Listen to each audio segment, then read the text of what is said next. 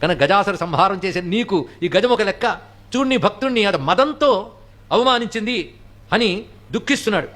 తన పూజ పోయిందే, ఇవాళ నియమం పోయిందే అని ఏడుపు. ఆఫ్టర్ ఆల్ పువ్వులు పడిపోయి ఒకరోజు పూజ పోతే పోయింది అనుకోడు భక్తుడు. ఆ దుఃఖితుని గట్టిగా ఏడవడంతో అక్కడ ఆ ఊళ్ళో ఒక ఆయన ఉన్నాడు. ఆయన పేరు దారుడు.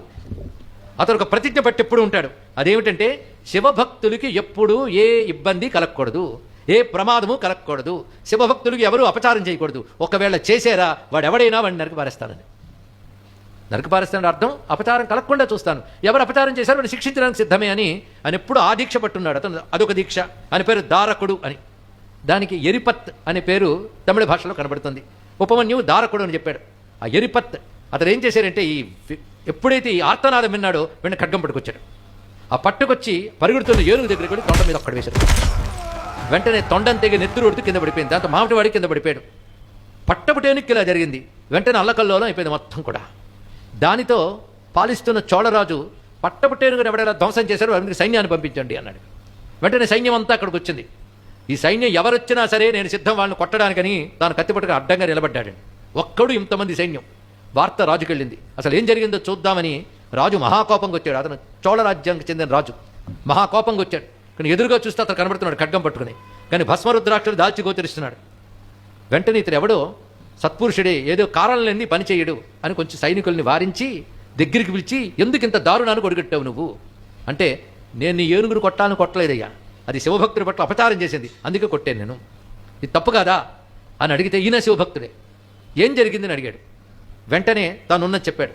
అయితే నా ఏనుగు ఈ తప్పు చేయడం నేను తప్పు చేసినట్టే, రాజు నేను నాకు కూడా వర్తిస్తుంది తప్ప తల వంచి ఉంచాను, నాపై ఆ ఖడ్గాన్ని వేసేయన్నాడు.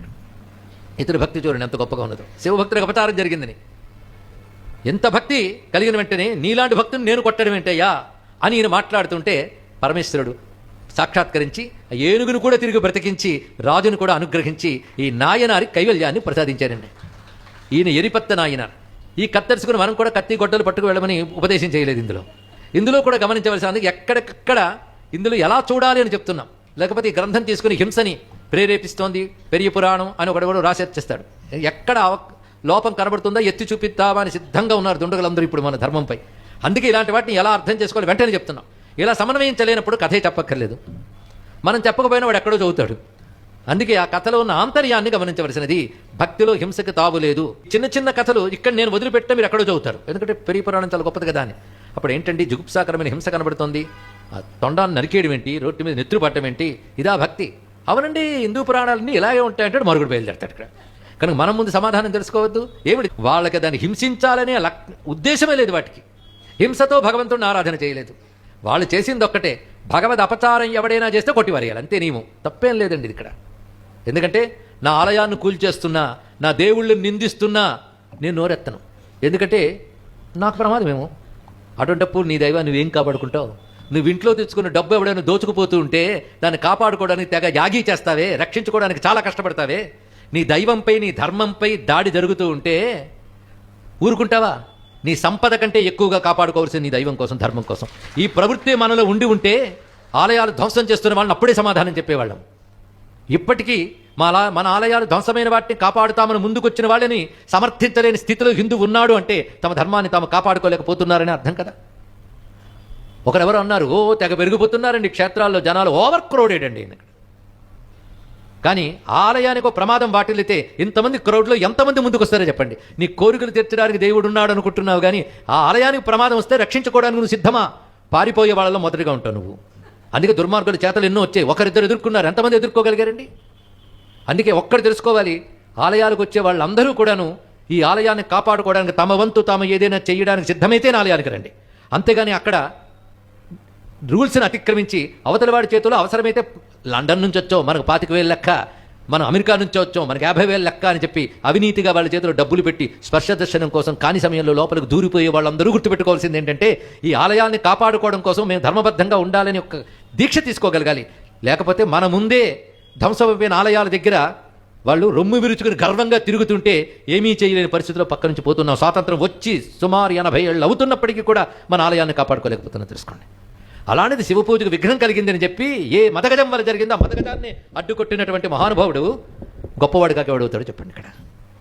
కనుక ఇది ధర్మాన్ని కాపాడుకోవడం కోసం చూపించే రాజసం ఇది. భగవద్భక్తుల్ని కాపాడాలి, భగవంతుని కాపాడుకోవాలి. ఇదేంటంటే భగవంతుని మనల్ని కాపాడాలి, కానీ భగవంతుడిని మనం కాపాడడం ఏంటి? అదిగో పెద్ద ఆ ఆలయాన్ని ఆయనే కాపాడుకోలేనప్పుడు మేమేం చేసేదండి? దొంగ మాటలు ఇవన్నీ కూడా. ఆయనకు ఆలయం అక్కర్లేదు, నీ కోసం ఆలయంలో ఉన్నాడు కనుక నువ్వు కాపాడుకోవాలి ఆలయాన్ని. ఇది చాలా ప్రధానమైన అవసరం. ఆయనకు ఆలయం ఎందుకండి? ఆయన ఆలయం మీరు ఎప్పుడైనా చూసారా? నువ్వు కట్టలేని సువర్ణమయమైన సౌధాల్లో కైలాసంలో ఆయన ఉంటాడు. ఈ కాశీలోనే నువ్వు నిర్మించలేని అద్భుతమైన తేజోమయమైన మహామందిరంలో మహాజ్యోతిర్లింగంగా సృష్ట్యాది నుంచి స్వామి ఉన్నాడు. నువ్వు చూడగలుగుతున్నావా? సాధ్యం కాదు. అందుకే నీకంటూ ఒక ఆలయం, అందులో స్వామి నువ్వు పెట్టిన లింగంలో ఉన్నాడు ఆయన. మరి నువ్వు కాపాడుకోవాలి కదా. కాపాడుకోలేనప్పుడు నీకు శివుడు లేడు. శివుడు లేడు కాదు, నీకు శివుడు లేడు ఇక్కడ. ఇది తెలుసుకోవాల్సిన అవసరం.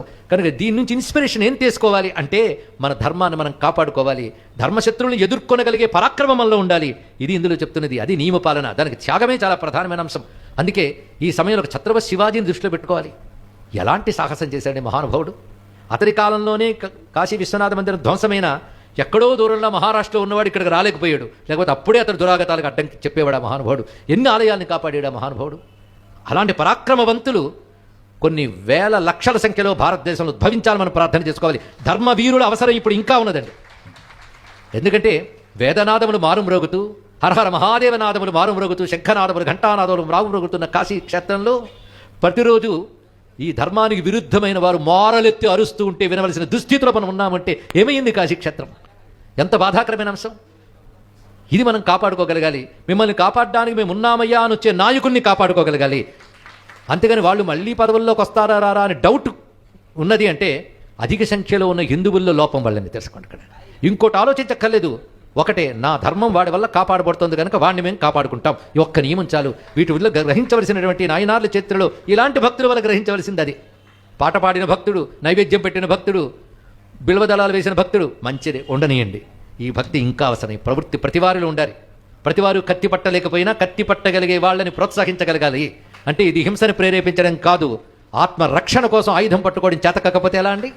అందుకే భారతీయ సనాతన ధర్మంలో ప్రశాంతమైనటువంటి శాంతమైన క్షమాతో కూడిన సాత్వికానికి ఎంత ప్రాధాన్యం ఉన్నదో ధర్మాన్ని రక్షించడానికి కావలసిన ఆ రాజసానికి అంతే ప్రాధాన్యం ఉన్నది.